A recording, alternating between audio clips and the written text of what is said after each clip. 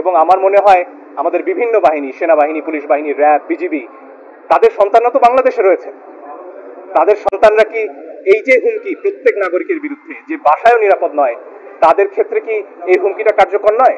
তাদের বিবেকেও কি আসলে এই প্রশ্নটা পৌঁছেনি যে পরের বুলেট কি আপনার সন্তানের দিকে যাবেন? একটা হার্ভার্ড বিশ্ববিদ্যালয়ে আমি মার্ক জাকারবার্গের সহপাঠী ছিলাম এবং তিনি ছাত্র শিবিরের একজন পদাধিকারী ছিলেন। পাহাড়ে যে অত্যাচার করা হয় পরীক্ষামূলকভাবে, একসময় সেই নিপীড়ন নেমে আসে সমতলে। আমরা আর কতদিন অপেক্ষা করব যে আমার ঘরে গুলি আসা পর্যন্ত আমি চুপ থাকবো? কারণ গুলি তো আমার পাশের বাড়িতে লেগেছে, আমার বাড়িতে লাগে।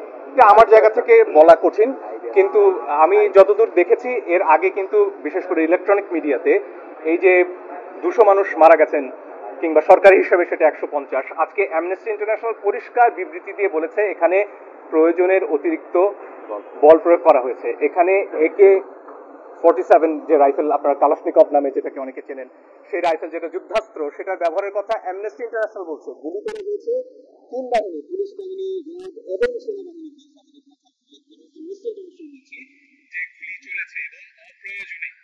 সাধারণ নাগরিকদের উপর গুলি চলেছে এবং এটার ব্যাপারে কঠিন ভাষায় অ্যামনেস্টি বলেছে জাতিসংঘের মহাসচিব এ ব্যাপারে তার যে আশঙ্কা সেটার কথা জানিয়েছেন একটি বিবৃতিতে।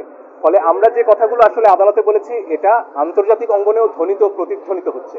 ফলে এটা নতুন কোনো কথা নয় এবং তার প্রভাব আসলে আমাদের যে বাহিনীগুলো রয়েছে তাদের মধ্যে পড়েছে কিনা সেটা আমার পক্ষে বলা সম্ভব নয়, কিন্তু এতটুকু জানি যারা মারা গেছে তারা কোনো নির্দিষ্ট দলের কারো সন্তান নয়। বুলেট যখন একটি বাসায় এসে মা তার সন্তানকে ঘুম পাড়িয়ে বারান্দায় এসেছেন, তাকে হত্যা করেছে একটি বুলেট, সে বুলেট জিজ্ঞেস করেনি আপনি কোন দল করেন।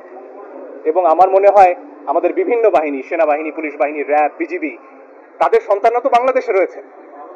তাদের সন্তানরা কি এই যে হুমকি প্রত্যেক নাগরিকের বিরুদ্ধে, যে বাসায়ও নিরাপদ নয়, তাদের ক্ষেত্রে কি এই হুমকিটা কার্যকর নয়?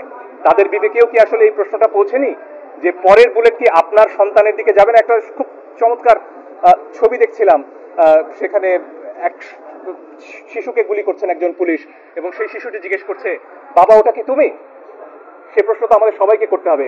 আমাদের কল্পনা চাকমার একটি উক্তি ঘুরে বেড়াচ্ছে, সেখানে বলা হচ্ছিল যে পাহাড়ে যে অত্যাচার করা হয় পরীক্ষামূলকভাবে, একসময় সেই নিপীড়ন নেমে আসে সমতলে। আমরা আর কতদিন অপেক্ষা করব যে আমার ঘরে গুলি আসা পর্যন্ত আমি চুপ থাকবো?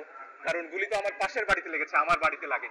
এই ব্যাপারে একটা কথা ব্যর্থহীন ভাবে বলতে চাই, আমি কোনো সময় কোনো রাজনৈতিক দলের সাথে জড়িত ছিলাম না। তবে আইনের ভাষায় একটা কথা আছে, বিলো কন্টেন্ট, যে এমন কিছু কথা আছে যেটার প্রতিবাদ করা আসলে সেই কথাটাকে গুরুত্ব দেয়া।